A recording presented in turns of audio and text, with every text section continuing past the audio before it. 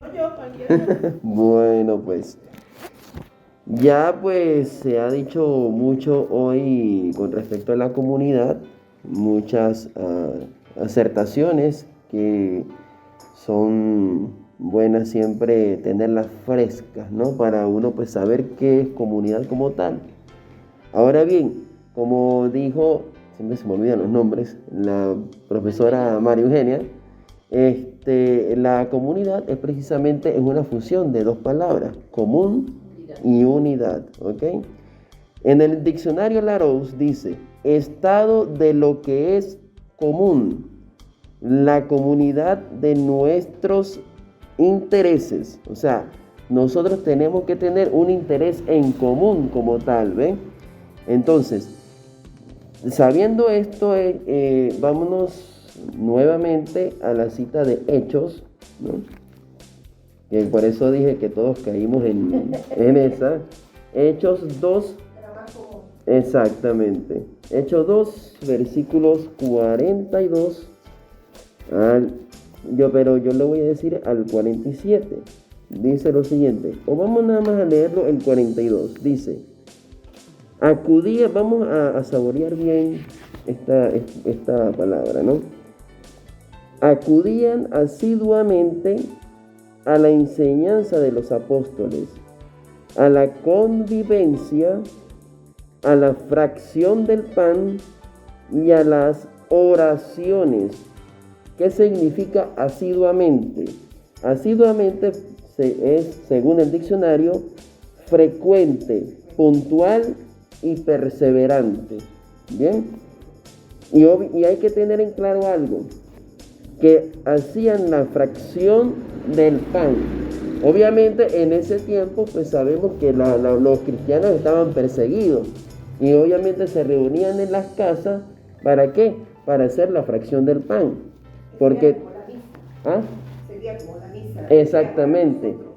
Hoy en día pues ya tenemos, ya después de que Constantino le dio libertad de culto al cristianismo, entonces ya la Iglesia Católica ya puede celebrar las Eucaristías las más libres, ¿no?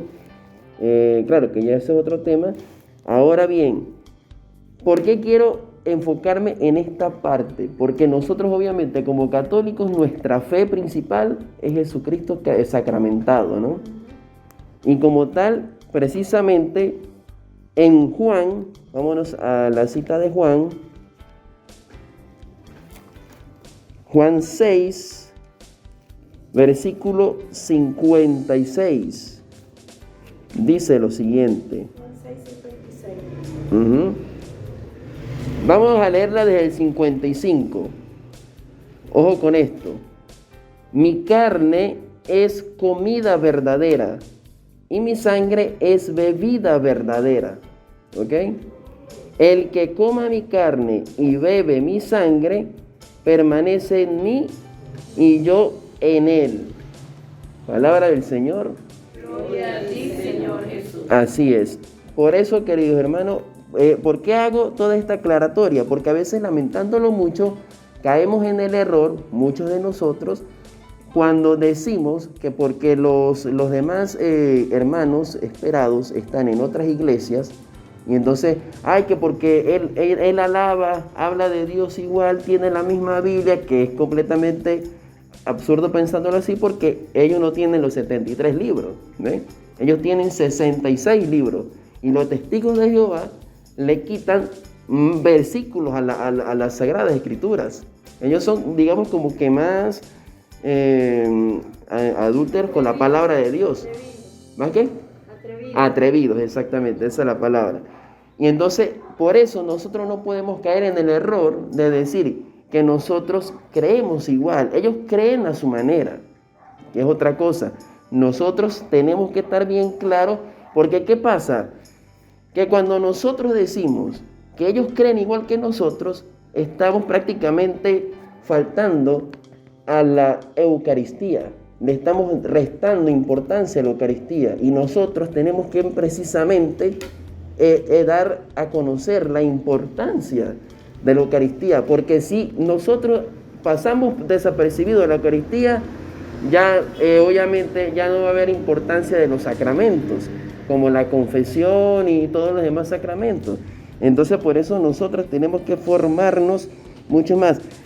Claro, lamentándolo mucho, los protestantes prejuiciando dicen que no, que la Iglesia católica pues no son, la Iglesia de Cristo tiene que ser pura y casta. Parece que no hubieran leído las Sagradas Escrituras, ¿no? Porque de hecho los mismos apóstoles que fueron seleccionados por Cristo le fallaron.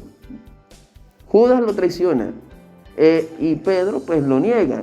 Y los demás salieron corriendo cuando en algún principio les dijo que iban a estar hasta las últimas, ¿no? Ahora, después de la resurrección de Cristo, pues obviamente van a seguir habiendo fallas, porque obviamente son hombres, y por eso dice el padre Ramón que ellos no orinan agua bendita, porque ellos también son hombres y comunes y corrientes, exactamente. Y por eso la iglesia uno la ve y tiene fallas, pero nosotros también tenemos fallas, ¿ven? Entonces, por lo menos vemos casos que Cristo regañó a Pedro. Cristo regañó a Pedro. Luego, Pablo también regaña a Pedro. ¿Por qué? Porque Pablo vio que el apóstol Pedro se estaba portando no de una manera muy correcta. Eso es lo que nosotros tenemos que hacer como comunidad. Cuando vemos a alguien que de repente se está como que desviando así como que del camino como tal, uno tiene que agarrarlo de una vez, ¿ve? Y eso es una de las fallas que yo también vi en los grupos de apostolado que yo estuve, ¿ve? Porque veían a alguien que está fallando y entonces lo dejaban así como que pasar desapercibido, pasaba la cuestión y entonces pues se empezaron a crear esos subgrupos, lamentándolo mucho, y como les dije, hoy en día ya no están, ¿no? Entonces, y después, en la misma iglesia, pues tiene mismas fallas, ya habían fallas de adulterio y todo lo demás, ¿no?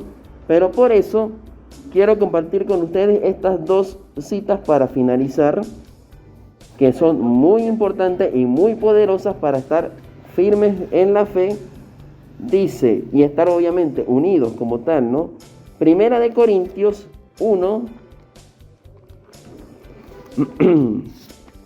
Primera de Corintios 1, versículo 10, vamos a buscarlo por acá, ya va, versículo 10, bien. Primera de Corintios 1, versículo 10, dice: les ruego, hermanos, en el nombre de Cristo Jesús, 1:10, nuestro Señor, que se pongan de acuerdo y superen sus divisiones, lleguen a ser una sola cosa, con un mismo sentir y los mismos criterios, como ya lo habíamos citado. Y en línea con ese versículo, vamos a leer Tito, versículos 3. Vamos a Tito, versículo 3. Pero versículo y el capítulo. Tito, capítulo 3. Versículo, ya, a ver, lo estoy buscando por acá. Ya va llegando.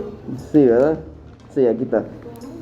Tito 3, versículo 10, dice lo siguiente: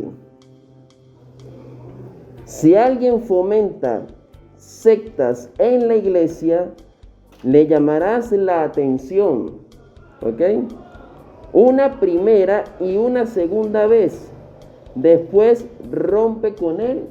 Eso se entiende obviamente, si tú ya le hablas la primera, la segunda, puede ser que hasta una tercera vez se le dice, pero hermano, ¿por qué hace esto? ¿Por qué hace aquello? Ellos dicen, ¿verdad? Le llaman la primera corrección fraterna. Exactamente, la corrección fraterna. Después de la segunda. Exacto, para curar precisamente lo que ustedes estaban mencionando. O sea, si hay alguna especie de discordia, exacto, que no le cayó mal tal cosa, y si se dejan pasar ese tipo de cosas, eso lo podemos ver precisamente en la vida matrimonial. Si uno deja pasar X circunstancias que de repente, oye, está algo mal y no se habla, no se trata, va a seguir arrastrándose y eso va a ser una bomba de tiempo, porque entonces se va acumulando, y va a llegar un momento que ¡pa!